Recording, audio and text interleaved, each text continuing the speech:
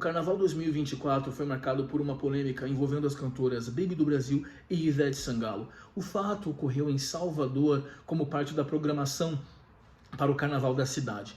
Baby do Brasil, diante de uma multidão aglomerada, profetiza o fim do mundo. Segundo a cantora, o que ela chamou como de arrebatamento ocorrerá entre 5 ou 10 anos.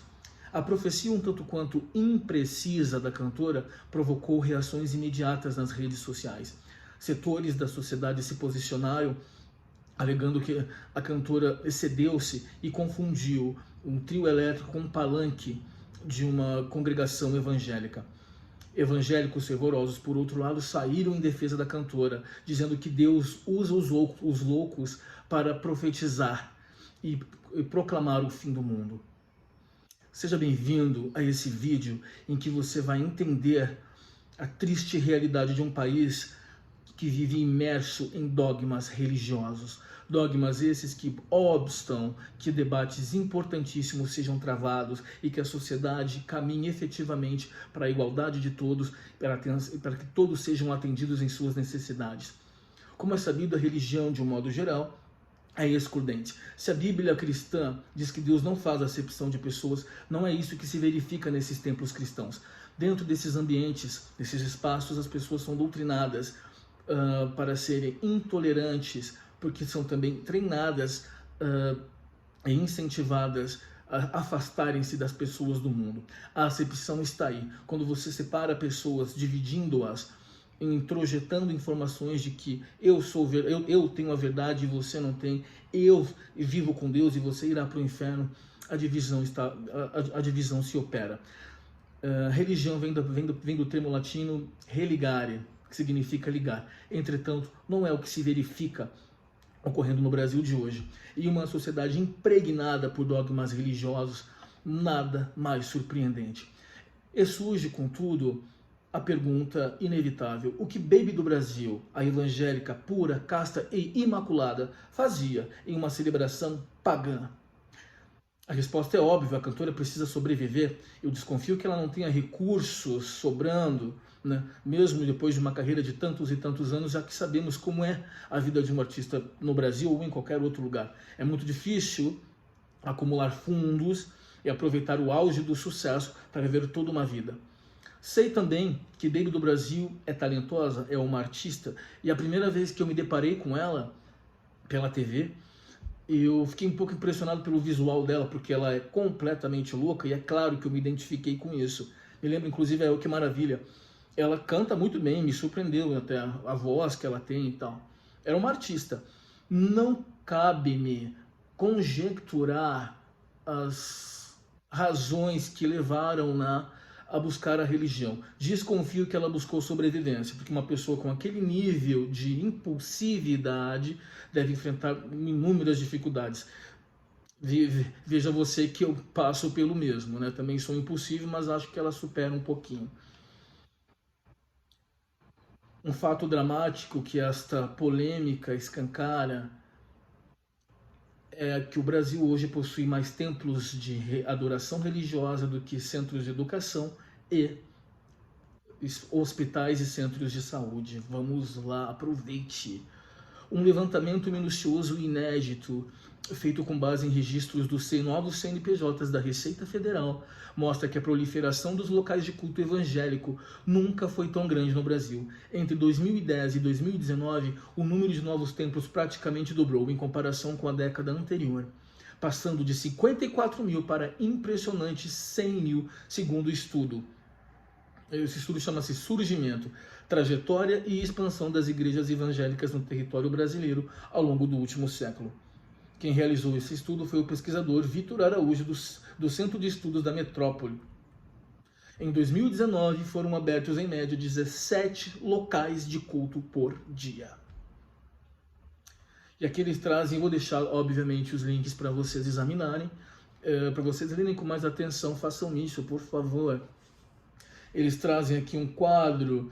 Em 1969 havia 188 igrejas evangélicas. Aqui o estudo é referente às igrejas evangélicas. 72 pentecostais, como Assembleia de Deus, Congregação Cristã, Deus é Amor, Igreja do Evangélico Quadrangular, o Brasil para Cristo e Igreja Cristã Maranata.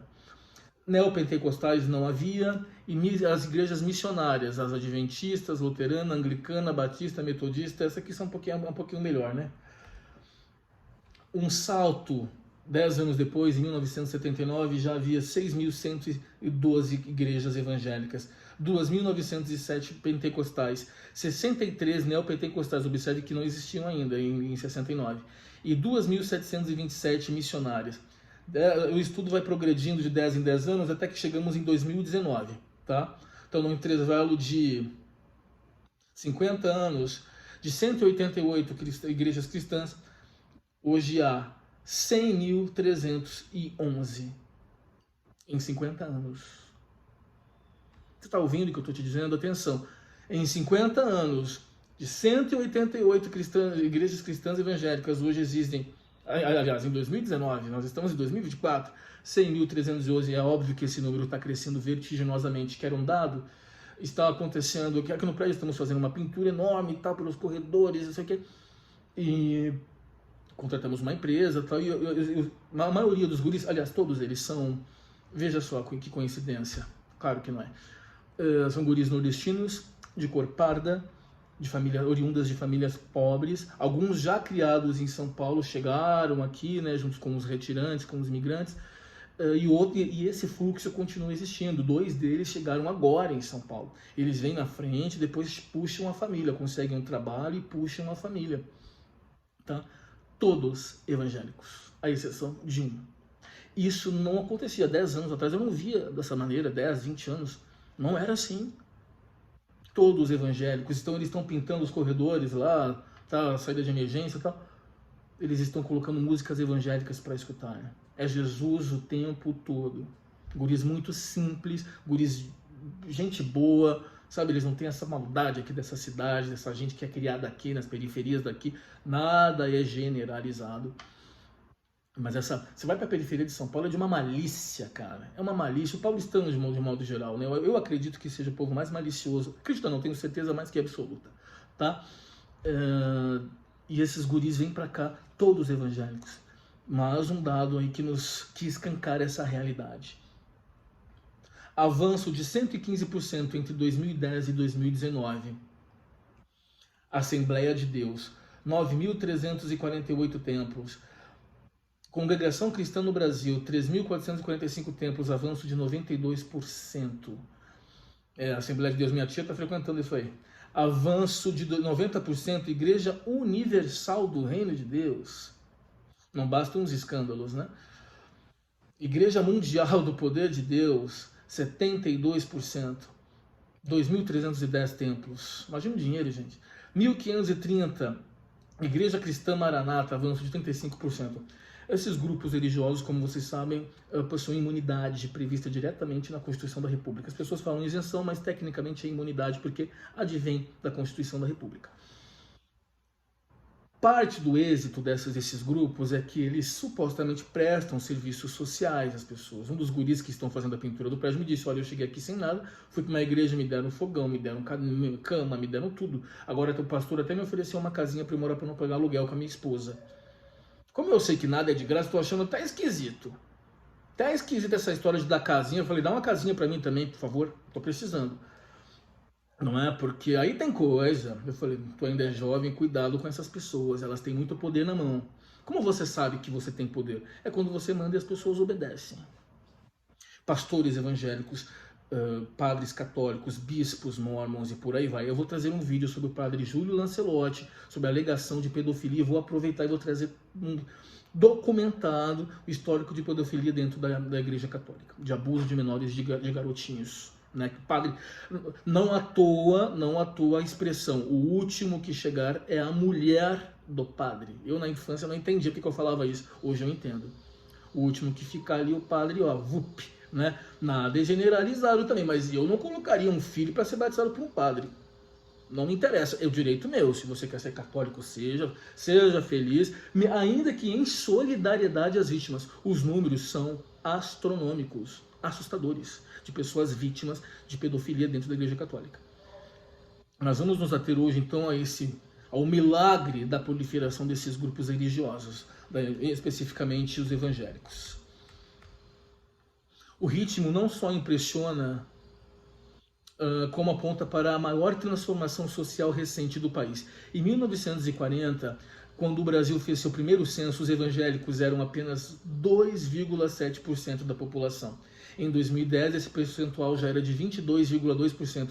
E a expectativa é que no censo de 2022, cujos detalhes, não, a reportagem está um pouquinho atrasada, tal, mas eles já estão dizendo que em 2022 já passou, chegaria a 30%. A projeção é que superem os católicos em 2032. Aqui, gente, está aqui. Vocês vão ficar assim, impressionados com o que vai acontecer agora, com as informações que traremos. O que era impensável para um país que teve uma missa na sua fundação e onde, até o advento da República, o catolicismo era a religião oficial, seguida por mais de 90% dos brasileiros. A expansão evangélica impulsionou todas as correntes pentecostais, neopentecostais e missionárias, que se beneficiaram do declínio do catolicismo, que perde 1% de fiéis por ano, segundo o IBGE. A gente vai estudar esse fenômeno também, por que a Igreja Católica foi perdendo a credibilidade. Parte são esses inúmeros escândalos. Outra parte é que a Igreja tornou-se maleável. A igreja tornou-se maleável. Porque existe inclusive a figura do católico não praticante. Você não diz assim, eu sou mormon não praticante. Você diz, eu sou mormon afastado. E aí já tá com aquela cabeça cheia de, ai meu Deus, eu tô afastado da verdade, mas eu não tenho coragem de voltar, porque eu vou ter que me arrepender. Tenho os 5 passos do arrependimento, tem que falar com o líder local, tem que confessar tudo que fez. Se eu não confessar tudo, minha consciência vai pesar, porque Deus, o bispo não sabe, mas Deus tá vendo tudo. Deus é onipresente, onipotente, onisciente. E aí, meu amigo, é aquela confusão na cabeça, tá? Ai, eu tento ser sisudo, mas eu não consigo.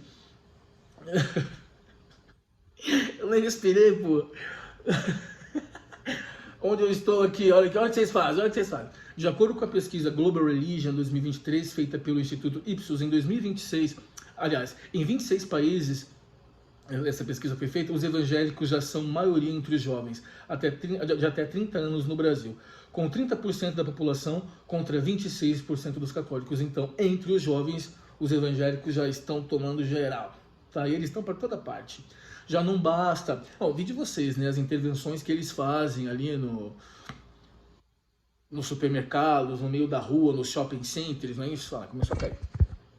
Não é? Eles se reúnem de modo mais ou menos espontâneo, aí um puxa o couro, de repente o shopping está tomado, o supermercado está tomado, porque eles são cristãos, eles têm que pregar a palavra, então eles têm que ir para público, em via pública, eles precisam pregar o arrependimento, o arrebatamento chegou, baby do Brasil. Só faltou ajustar a profecia, 5 a 10 anos, porra, porque é o dobro. Baby do Brasil alega que quando ela subiu ao trio elétrico, no caminhão lá, ela ouviu a voz de Deus falando com ela. Posteriormente, já tentando se corrigir, porque foram tantas as reações, ela disse que até abduzida ela já foi. Não sei, de repente ela foi mesmo. Comigo já aconteceram coisas meio esquisitas, mas nada a esse ponto, né? Vai saber. Ela parece abduzida, realmente foi. Abduzida e lobotomizada. Mas ela eu ainda a gente dá um desconto porque ela tem um imaginário de artista, né? E as religiões têm todo esse imaginário fantástico de manifestações transcendentais, de viver no paraíso, né? E o mais chocante é vocês mulheres, né? Porque o cristianismo culpou vocês pela queda do homem. E as igrejas, quem são os grandes ocupantes das igrejas evangélicas? São vocês. Seja bem-vinda à dura realidade do cristianismo que culpou você, mulher, por ter nascido, que foi você que fez a cabeça de Adão. Eu já disse a vocês, que eu acho cômico e ao mesmo tempo tétrico, indo aqui no mercado, uma camareira vestida com roupa de camareira, conversando com a amiga dela, tudo por culpa daquela cadela, daquela Eva. Por isso que eu passo por isso. Eu não vou esquecer daquilo. Olha a ignorância daquela mulher, olha o nível subterrâneo que aquela pobre coitada vive. Né? E vocês estão ali. O cristianismo culpou vocês. E mais do que isso, vocês falarem se você for virgem. Porque, veja bem, Jesus nasceu de uma virgem.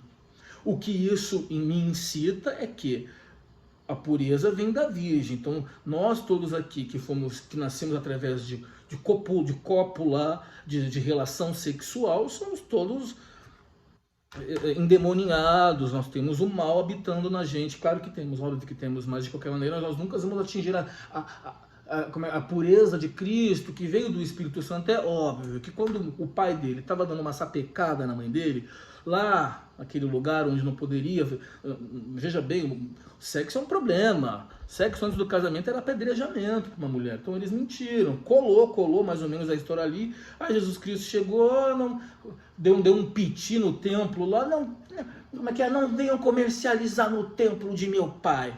Agora, a prova que é bom ele não mostrou, né? Dizem que ele multiplicou o pão, que ele levitou em cima do mar, do peixe, do pescador.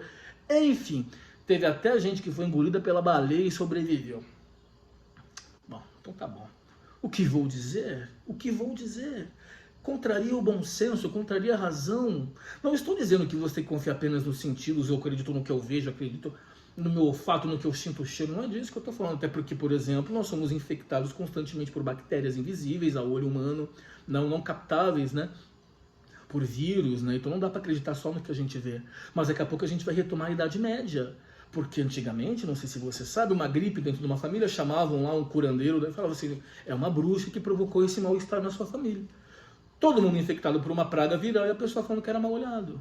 E às vezes eles até sacrificavam o filho, afastavam a bruxa é ela. A guriazinha de 12 anos de idade era expulsa do seio familiar, às vezes apedrejada. Seja bem-vindo à dura realidade humana.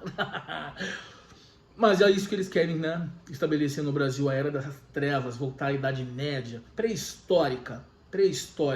Porque nós vamos chegar lá, pera aí. Então, nessa pesquisa realizada em 26 países, já mostra, né, que entre os jovens, os evangélicos são maioria no Brasil, 30% contra 26% de católicos. E os mormons continuam sendo menos de 1% da população brasileira. Mas não é a igreja que mais cresce na face da terra? Não foi assim que eu fui criado? A igreja que mais cresce. Oh, e aí o membro fiel, o mormon tá, nossa obra segue, eu estou pagando meu dízimo para financiar essa obra maravilhosa que avança pelos 4 cantos da terra, que chega onde ninguém chega, mas são os evangélicos que reúnem milhões em passeatas por aí.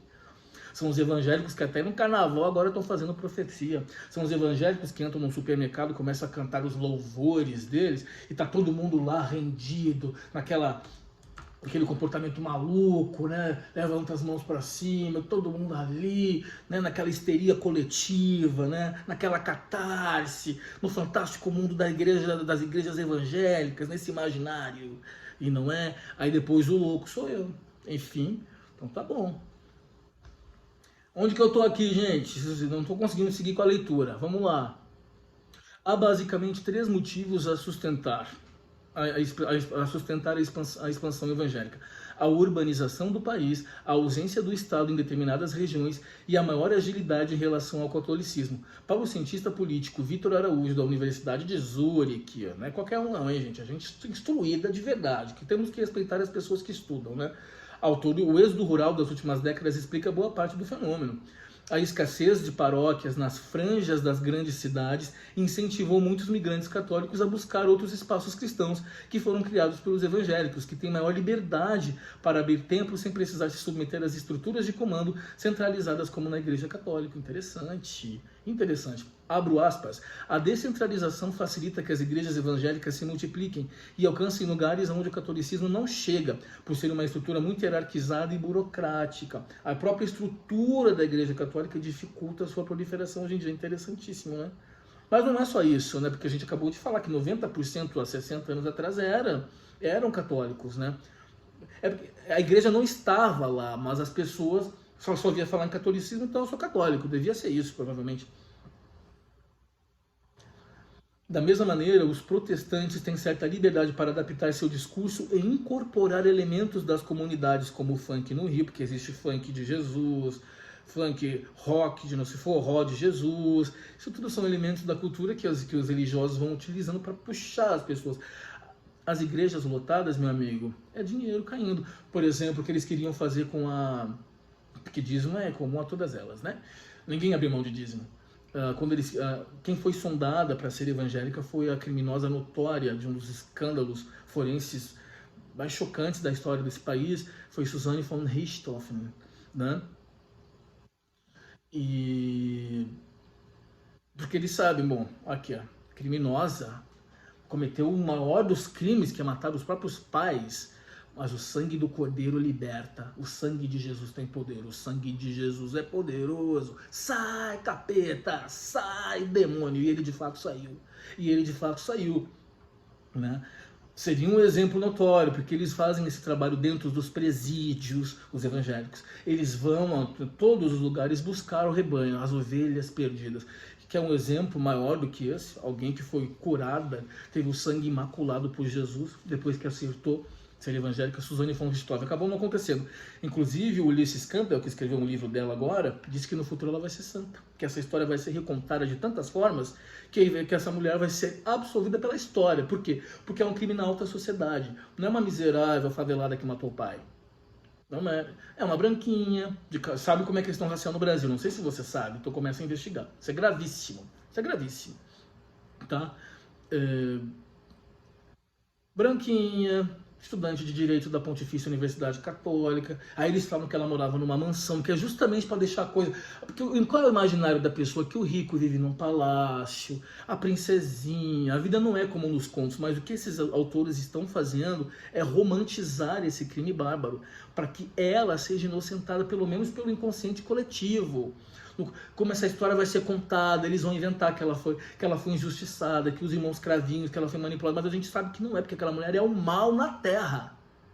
Aquela mulher é a encarnação do mal, é o próprio gênio do mal. Ela não mora numa mansão, ela mora num bairro próximo aqui contigo até, de classe média, filha de uma psiquiatra, o que é louco, que a mãe não sacou o filho, né? A mãe psiquiatra. E de um engenheiro, ela não era uma arquimilionária. Absolutamente, a casa dela não é uma mansão, é uma casa de classe média boa, uma boa casa, simplesmente isso. Foi cotada para ser evangélica, porque isso tem tudo a ver com o que eles querem fazer. Todos podem ser perdoados, Jesus salva. Venha para o nosso rebanho e pague o nosso dízimo. Porque com dinheiro, meu amigo, o dinheiro não traz felicidade, ele manda buscar. O dinheiro compra indulgência, o dinheiro compra um lugarzinho no céu. Na igreja mórmon, na igreja católica, na igreja evangélica. Ah, não é verdade. Você já viu um bilionário mórmon sendo excomungado? E você acha que depois que ele não aproveita o dinheiro dele para fazer toda a sorte de orgias? Eu aproveitaria. Eu mesmo sem ter tanto dinheiro, eu aproveito, porque eu não sou burro. Para fazer toda a sorte de orgias sem dinheiro. Homem ainda por cima. Vídeo Gordon B. Hinckley, né? Você acha que eu acho que ele tá errado? Gordon B. Hinckley, para quem não sabe, era esse profeta mormon. Nós trouxemos um vídeo aqui que infelizmente não teve a repercussão que esperávamos, mas temos no canal aí a verdadeira história de Gordon B. Hinckley. Foi assim que eu intitulei o vídeo, em que ele fazia orgia mesmo com garota de programa, com homem, com mulher, com guri, que até menor de idade, né? Que aí já tá errado. Fato é, uma casa boa, dinheiro entrando, todo mundo, se as pessoas são adultas. É que o problema é que o dinheiro ali tá vindo do bolso dos outros, né? Das pessoas simples, ingênuas, você acredita nessas histórias. Agora, se você tem que ter o dinheiro, né? Não tá lesando ninguém. Meu amigo, aproveita, porque aquilo que o homem não come, a terra há de comer. E é tão pueril, isso é tão pueril, porque essa carne aqui, que um dia vai apodrecer, sabe? Quando eu olho para as pessoas idosas, que eu vejo aquele braço assim, pulando, eu fico chocado, eu fico assustado, porque eu vi que essa carcaça vai apodrecer, se é que eu vou envelhecer.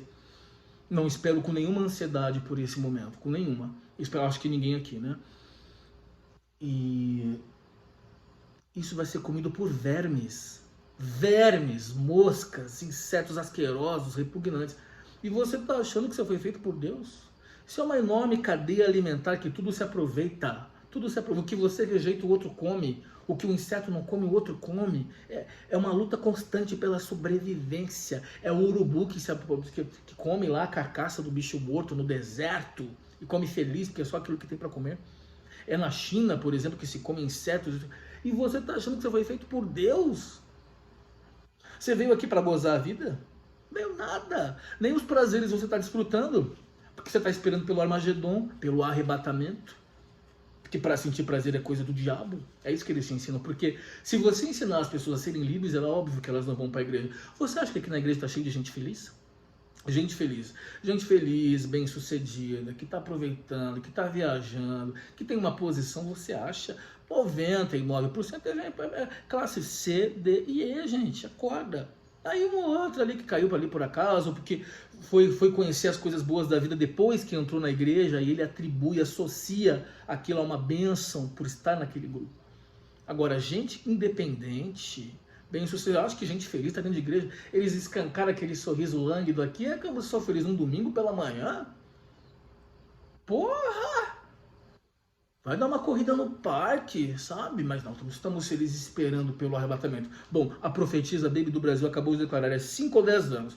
Um tanto quanto imprecisa, mas se prepara, meu amigo, porque o arrebatamento tá aí. Você é evangélico, quando eles começarem a pedir para você vender as suas coisas para eles, ou já doa para a igreja logo, que eles vão adorar, e aí você ajoelha e espere pelo Armagedon. Seja bem-vindo ao fantástico... Agora eu não sei. Aos últimos dias. Seja bem-vindo aos últimos dias, tá bom? É isso aí, é isso aí, é isso aí. Vamos passar aqui um pouquinho, gente. Eu começo a falar, vocês já sabem, né? Vou avançar que eu tenho um outro texto para trazer rapidinho para vocês. Aqui eu não vou falar, mas aí vocês leem depois. É para lerem. Se não lerem, eu não posso fazer nada. Aqui, ó. Agora eu vou colocar óculos. Um exemplo disso é o avanço da Assembleia de Deus no Brasil, desde 1910. A denominação abriu quase 10 mil templos na última década e mais que dobrou a sua presença no país. A vertente na qual se enquadra, a dos pentecostais, também foi a que mais cresceu, com maior capilaridade pelo país, com templos em cidades pequenas e isoladas. Minha tia mora num sítio no meio da mata, no Rio Grande do Sul, tem a igreja, justamente essa igreja que ela frequenta, a Assembleia de Deus. Com maior capilaridade pelo país, com templos em cidades pequenas e isoladas, elas com frequência assumem tarefas de alfabetização, alimentação e assistência em locais com alta fragilidade social, como presídios, favelas e aldeias indígenas. As neopentecostais, como a Universal de Reino de Deus, são mais concentradas nos centros urbanos e priorizam templos em locais de grande circulação. Tudo estratégico. Embora também tenham suas atividades sociais, elas investem na teologia da prosperidade, uma pregação focada na promessa de melhoria da condição financeira dos fiéis. Já as missionárias, como as metodistas e a batista, são um subgrupo que menos cresceu. Uma das explicações é que adotam uma estrutura mais centralizada e hierarquizada, o que as aproxima do catolicismo. Essa metodista, batista, adventista são mais tranquilinhas, tá? É mais leve a coisa, né? Essa coisa escancarada, no meio da rua, incomodando todo mundo, perturbando a vida dos outros. Aqui no prédio morou um cara que era dono de uma agência de modelos. Vivia cheio de modelo aí, tudo gente bonita. E os coitados dos guris, das gurias eram obrigados. Ele ia lá pra cima, aconteceu poucas vezes, tá? Ele ia pra cima no salão de festas ali, no salão de reuniões, e faziam o culto deles ali, os guris assim, eu treinava esse horário na academia e eles ficavam lá. Eu deixei muito claro, se eu escutar barulho, eu vou me posicionar, porque eu não sou obrigado. Você tem direito de expressar a sua fé, tal, mas eu também tenho direito à paz, à tranquilidade dentro da minha casa. Nunca houve, eles cantou indo bem baixinho lá, não tinha essa coisa alardeada, né? Mas você vê que situação, né? Sou obrigado a isso. E ele era dono da agência de modelos e pastor ao mesmo tempo, vai entender essa gente. O alargamento da base social evangélica impulsiona o seu poder político. Ai, agora a coisa ficou feia. Um exemplo, em 2003, pouco mais de 50 parlamentares decidiram criar uma frente parlamentar de interesses cristãos, mas o grupo, que não atraiu nem 10% da casa, não foi registrado oficialmente. Isso só ocorreria em 2015, quando já havia dobrado, mostrando a crescente influência política.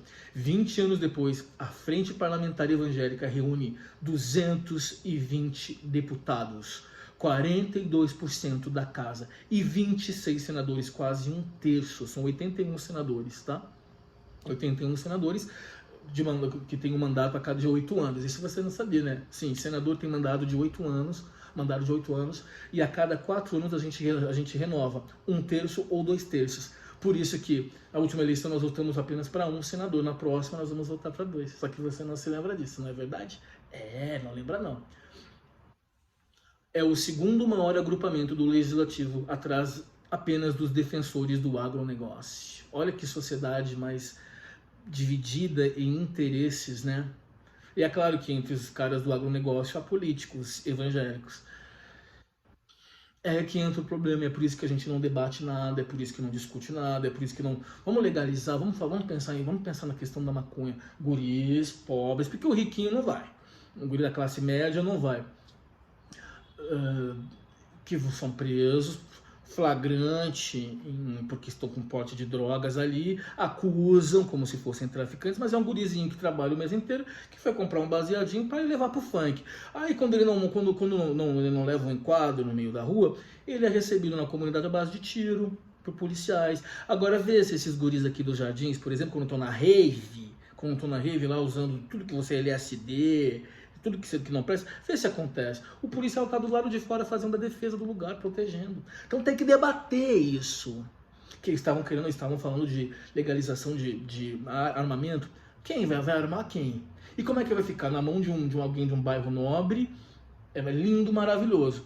Né? Inclusive pode levar até pro pastor abençoar a arma, que é para mandar bandido. Que aí se matar bandido, pode. Aí eu não vou entrar no mérito aí, que é óbvio, né? A gente trabalha para ter as coisas e um filho da mãe nos roubar, enfim, é uma outra questão que eu vou evitar aqui. Mas o que eu estou dizendo que é essa promiscuidade entre religião e política é complicado para todos nós. Nós temos ali como pilar da Constituição da República o Estado laico. É óbvio que não vai demorar para eles quererem acabar com isso e querer oficializar a religião deles como sectarizar o país, não é? Isso é um problema? Nós não temos debates importantes por causa disso? Não se fala de aborto nesse país. Nós temos hoje um judiciário que é na toada aí do Ocidente. Vamos legalizar o aborto, legalizar dentro de... Não é virar festa, cada 3 meses a senhora vai lá e aborta. Não é isso. Relegalizar por quê? Classe A e B aborta o tempo inteiro, eu conheço várias, ninguém sabe. Agora, e a pobre coitada, como é que faz? Então, por que a mulher... Vocês têm que entender isso, gente. Infelizmente, a gente vive numa sociedade de castas. Classe social define tudo. Cor da pele define tudo. É que você parece que não abriu o olho ainda para isso. Enquanto você tá achando que o teu filhinho é fruto do Espírito Santo, a gente já sabe que biologicamente você só engravidou porque você atrasou. Ah, mas foi Deus que mandou. Não foi, lindinha. Foi assim, ó. Deixa eu te explicar. Vou pegar aqui uma bonequinha, uma mulher e um bonequinho homem. Imagina que eu tenho um hominho aqui que tem uma moça. O que ele faz? A moça abre a perninha, aí o cara fica ali. Mesmo que às vezes não tenha penetração, que é o que eles chamam de pelas coxas, né? Ou coito, existe o coito interrompido. Brincou. Tanto é que um guri na faculdade, ele era católico, né? Ele falou, Tom, eu vou ser pai, eu sou virgem. É assim. Mas eu falei, você andou brincando ali. Eu falei, na janelinha. Ele falou, sim, tá ali. Eu falei, não vai fazer teste de DNA não, pra de repente vai que é namorada. Ele falou, não precisa, eu sei que ela gosta de mim. Enfim. Não, mas é que Deus... Então, numa sociedade tomada por dogmas religiosos, não se debate nada. Não se debate eutanásia. Isso, deixa o teu pai ali, idoso, aí, morrendo de câncer terminal, saindo aqueles líquidos pelo corpo, sangrando, aquelas gosmas, aquela coisa nojenta dessa carcaça que a gente é obrigado a carregar, que vai apodrecer, vai ser comida por insetos, e com isso a tua alma vai lindinha lá pro céu, ver Jesus Cristo. Ah, que coisa linda, não é? Vai ressuscitar puro e imaculado. Claro, é que você é puríssimo, é óbvio que você é. Vamos abreviar a dor esse ser humano. Não, mas Deus é que define a data da morte das pessoas, é Deus que decide. Não se debate nada numa sociedade como esta. E vai piorar. Vai piorar. Pode apostar que vai. Enfim, vamos lá, gente. Vamos lá. Eu tinha outro texto, não sei se eu vou conseguir trazer.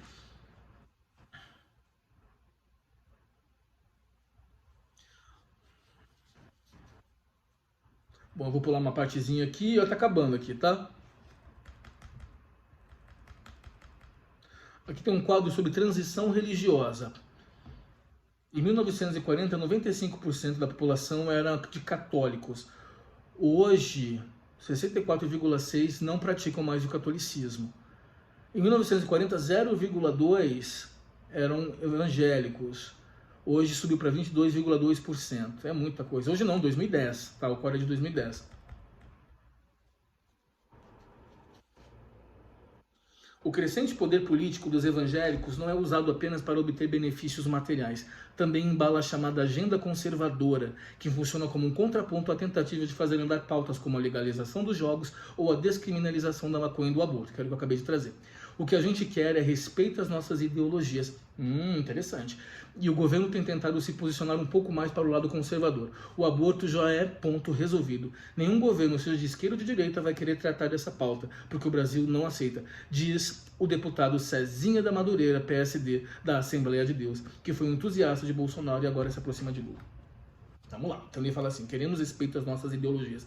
Porque Baby de Brasil, evangélica declarada, não respeitou as pessoas que estavam ali para celebrar uma festa pagã. Repito, o que ela fazia lá? Ela foi lá pegar o sustento dela, porque dinheiro sobrando é óbvio que ela já não tem, tá? Será que eles são os perseguidos? São eles que saem por aí incomodando todo mundo? São eles que querem impor seus pontos de vista? A sua religião é para você. Viva a tua religião para ti. Eu não sou obrigado, ninguém é. As pessoas estão ali. Agora você imagina, as pessoas estão ali para sambar, para dançar, para não sei o que, para se pegarem, porque carnaval é para isso aí mesmo. E vem uma arauta do apocalipse, completamente deslocada do seu lugar de adoração, está fazendo o que ali? Se o arrebatamento está chegando, o que a senhora está fazendo numa festa pagã? Onde você olha para o lado tem gente bêbada, onde você olha para ter gente pelada, onde você olha para o outro lado tem gente drogada. Está fazendo o que ali? Onde você olha tem gente transando. Está fazendo o que ali? Porque se os seus olhos forem impuros, impura será a sua alma. Está na Bíblia, está nos livros que vocês dizem que são sagrados, né? Se vocês querem que respeitem as suas ideologias, respeitem a sociedade. O problema é que eles têm toda uma estratégia. Isso é estratégico, é manter a sociedade miserável, é aquela pessoa que ganha uma merda de uma porcaria de uma cesta básica, se ajoelha e reza para Deus, porque ela acha que aquilo, nossa, como eu sou abençoado, eu tenho uma cesta básica. Isso é a miséria desse povo miserável. Um povo que não tem dignidade, um povo que depende de assistencialismo governamental, num país onde tem mais igreja do que faculdade, colégios. É tudo pensado para manter como está. Pessoas escravizadas, a fome, gente, é projeto de poder. Mantém a pessoa necessitada, ela vai buscar a igreja. A igreja que faz? Dá uma ajudazinha, miserável. Não é a igreja que dá tudo novinho, vai mobiliar a casa da pessoa, não é isso. É um membro que dá um fogão velho, é um outro membro que tem às vezes uma condição melhor, compra uma caminha, não sei o que, e doa. Essa coisa da ajuda, tal, não sei o que, da assistência que as religiões oferecem. Aí depois a pessoa vai atrás do governo para o governo dar o Bolsa Família e continua tudo assim. É óbvio que isso vai continuar. Há apenas um dado positivo. Em São Paulo e Rio de Janeiro, segundo eu li, houve uma queda, tá?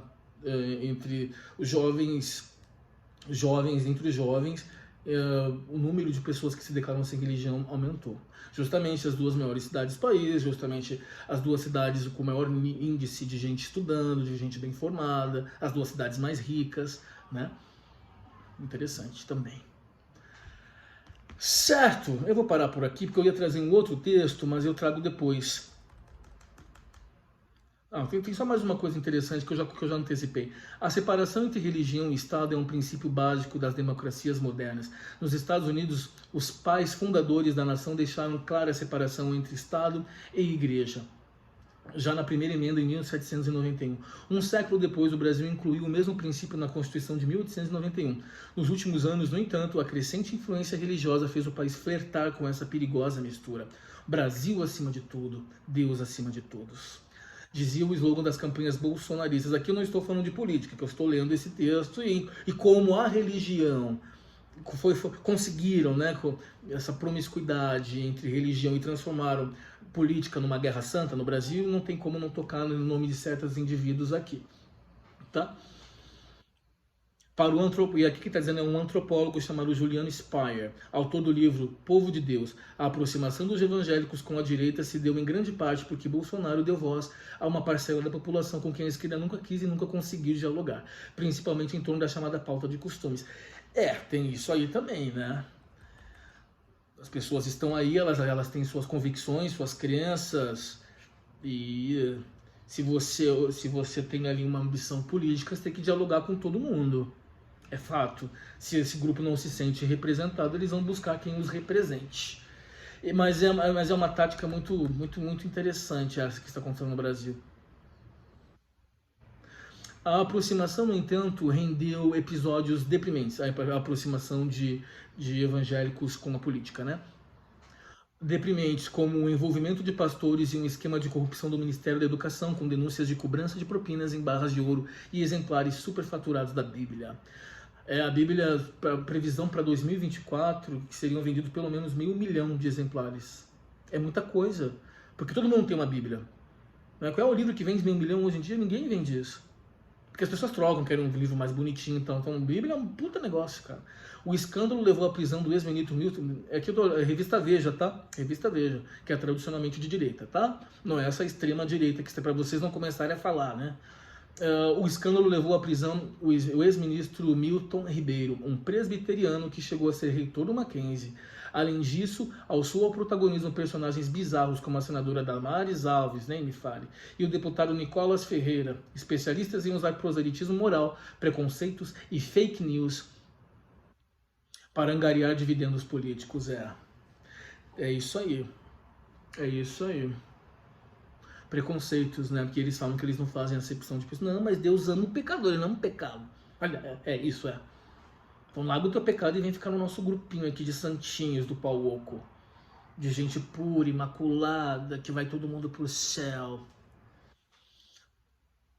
Ojeriza, asco, repugnância, sabe? É translúcido o projeto que se tem para esse país. É óbvio, não, veja, é que eu não trouxe a outra reportagem, eu vou trazer semana que vem, a gente vai falar sobre isso, os números, mais igrejas do que centros de educação e hospitais juntos. Eu vou trago semana que vem, se é que eu vou conseguir estar aqui semana que vem. Que situação, que situação. Eu não tinha lido toda a matéria, porque eu pensei que eu fosse parar antes, mas parece-me claro o projeto que se tem para esse país, no sentido de manter essas pessoas ignorantes de tudo, dessa classe C, analfabeta. Claro que as pessoas vão atrás do que elas têm ali em mãos, é que para mim é muito difícil absolver, desculpar certas coisas. Porque se você mora num grande centro econômico, dá para você crescer, dá para você buscar informação. Foi o que eu fiz. E eu fui muito mais pobre do que uma pessoa de classe C, por exemplo. Não é? E as pessoas. Não, hoje em dia ninguém quer saber de educação, porque hoje em dia você tem funk, tem futebol e tem reality show. Você pode ir para. Você pode virar digital influencer, que é a ambição de muitos aí, né? Educação para quê? Tem outros meios. E é o que deixa rico, é isso aí mesmo, né? Se você for fazer faculdade, você dificilmente vai ficar rico. É verdade ou não é? Ai, ai, que situação, que tristeza. Bom, nós aqui vamos esperar então a profecia se realizar. Daqui 10 anos a gente volta. O lapso máximo que a profetisa Baby do Brasil concedeu e os evangélicos disseram que ela está certa, que vai acontecer. Então daqui 10 anos a gente volta. Não que eu só vá aparecer daqui 10 anos, mas a gente volta para ver se o mundo acabou. Cuidado, hein? Espere aí. Vigia, vigia, vigia, vigia. Que daqui a pouco o Messias deles vai descer aí, jogando, cuspindo fogo pelas vezes, vai matar todo mundo. E o rebanho dos evangélicos, dos mormons, dos católicos, vai todo mundo ser salvo. O padre pedófilo, o pastor pedófilo, né? Enfim, a igreja mormon que tira dinheiro daqui, tira dinheiro dali de todo mundo, vai todo mundo pro céu. E o papai aqui vai pras trevas. Espero vocês por lá, mas pelo menos a gente vai ser livre. Tchau, nos vemos na próxima e bis dan, até logo.